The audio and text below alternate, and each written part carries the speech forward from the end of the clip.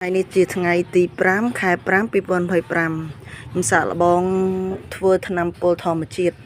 ដែលមានដាក់ដូចជាបងប្អូនមួយចំនួនគាត់ធ្វើតាម YouTube អីបរៀនប៉ុន្តែខ្ញុំមានគ្រឿងនឹងច្រើននៅម្ដុំផ្ទះខ្ញុំក៏លាយផ្សំទៅតាមការពិសោធន៍សាកពិសោធន៍ប្រើប្រាស់មើលតើបានគុណភាពល្អអត់នៅពេលដែលយើងលាយគ្រឿងផ្សំខុសពីដែលបងគាត់បង្ហោះហ្នឹងនេះខ្ញុំមានដើមរំដេងតែខ្ញុំច្រាក់មានគុំធំកាត់គល់រំដេងដើមរំដេងចាស់ហ្នឹងតិចទៀតយកវាដំកាត់ខ្លីៗសម្រាប់ត្រាំនេះសក្រីមាន2ប្រភេទបងប្អូនឃើញនេះសក្រីដែលយើងស្លសម្រាប់ស្លជាប្រចាំថ្ងៃហ្នឹងណាប៉ុន្តែនេះជាសក្រីគ្រឿងសក្រីដែលគេយកមកស្ពងគេធ្វើប្រេងសក្រីហ្នឹងណាព្រោះនេះវាមានក្លិនឈួលខ្លាំងហើយมันឃើញសត្វល្អិតអីស៊ីទេវាចាស់តាមដំណើរចឹងមានន័យថាវាកម្រិតដេញសត្វល្អិតហ្នឹងក៏ច្រើនដែរ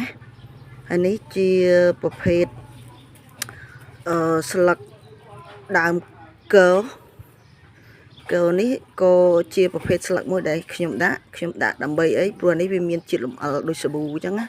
ពេលស្លឹកវានឹងយើងច្បាច់ទឹកទៅវាល្អិលអាចកក់បានពីដើមគេធ្លាប់កក់សាប៊ូគើ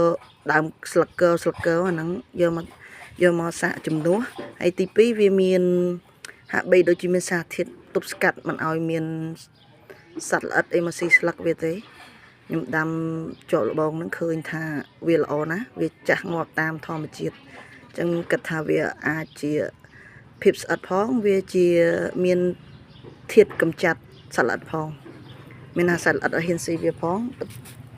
នេះជាដើមកត្រៀងខេតអ្នកណាក៏ស្គាល់ដែរអានេះស្ដាច់ក្លិនហើយធ្វើជីល្អបំផុតអានេះជាស្លឹកស្ដៅមានតែម្ដងទេឥឡូវចាស់បានប៉ុណ្ណឹងបេះសម្រាប់ចិត្តបេះយកមកធ្វើជាថ្នាំពុលហើយតែมันមានច្រើនទេអានោះជាវល្លិបាសស្លឹកបាសនេះស្លឹកបាសហ្នឹងដាក់ដើម្បីឲ្យវាមានភាពត្រជាក់កុំឲ្យវាក្តៅស្លឹកដើម្បីបន្ថយកម្រិតក្តៅក្នុងថ្នាំពុលហ្នឹងហើយនេះជាស្លឹកមួយដែលបងប្អូនស្គាល់អត់អាស្លឹកនេះគេធ្វើថ្នាំវាមានជាតិល្វីងគេហៅថាប្រមាត់ខ្លាឃ្មុំម៉ែក្មេងខ្ញុំក៏ដាំទុកគ្រាន់ហូបឲ្យត្រជាក់សាច់ត្រជាក់អីប៉ុន្តែខ្ញុំតាមដានមើលការដាំប្រហែលឆ្នាំហើយមិនដែលឃើញមានសត្វអីចេះស៊ីវាទេហើយជាកម្រិតជាតិល្វីងវានឹងអាចធ្វើឲ្យសត្វនឹងអត់វែងវាន់អត់ហ៊ានស៊ីព្រោះ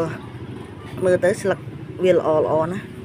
ដាំម្ដើមទុកគ្រាន់ឲ្យម៉ែក្មេងបេះនេះជារូបមន្តដែលខ្ញុំសាកលាយផ្សំចំនួនទាំងអស់ហ្នឹងមិននេះទេស្មានទេមិនកំណត់ទេគ្រាន់តែស្មានពួកខ្ញុំប្រើទឹកតែ10លីត្រទេយកមកត្រាំវាហ្នឹងអញ្ចឹងបងប្អូនចាំអានេះខ្ញុំត្រូវតែ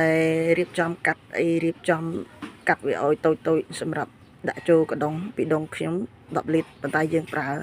ទឹកមិនពេញដល់10លីត្រយើងទុកភាពចំហវាត្រឹម9លីត្រអីទុក1លីត្រដើម្បីវាមានចន្លោះខ្យល់ចេញចូល